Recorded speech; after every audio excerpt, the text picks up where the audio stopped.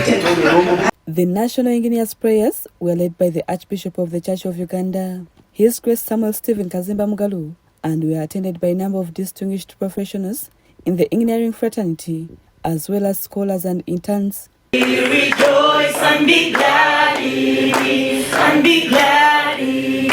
Oh. His Grace Samuel Stephen Kazimba Mugalu emphasized the immense potential of engineers in driving national development, particularly in contributing to wealth creation.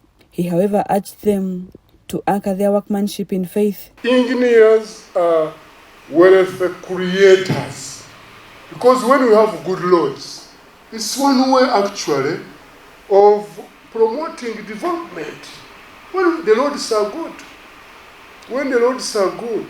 it's one way of transporting our things. Engineers, you make things work, transforming the head knowledge, the things you got from school, transform them into what we can see.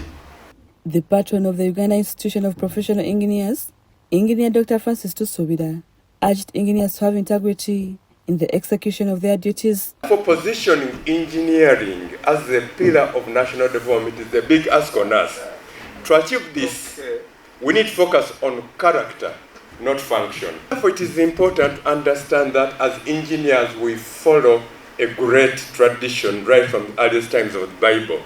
Meanwhile, the guest of honor, who is also the Minister of Works and Transport, Katumba Wamala, cited the need for engineers to ensure the durability of structures and uphold public trust in their profession. Even if we are talking about the tenfold growth, even if we are talking about PDM, production, increased production, how will the produced materials reach the market?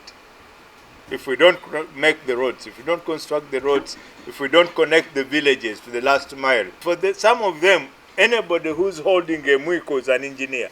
Any bricklayer or engineer. So this is something also which you have to, in a way of protecting the profession, we are going to insist that we should be able to insist that every structure must have a qualified engineer. He urged engineers to prioritize quality over shortcuts, noting that such practices often lead to the collapse of buildings and other structures. So the law which has now come, if you are now going to cause death because of negligence and harm to people, the penalties are so punitive that I think people will wake up. So the profession will be protected. But it's up to you again, as the owners of the profession, to ensure that when you get that responsibility, you actually live up to the task. Are we building for our own names or for the nation's good? Are we faithful to the sound design and ethical conduct, even when no one is watching? You are the only engineer who is chanced or given that to make that decision. Pass it or not. Prove it or disapprove it. Rebecca Nantongo, Ivan Joko, for UBC News. This is to certify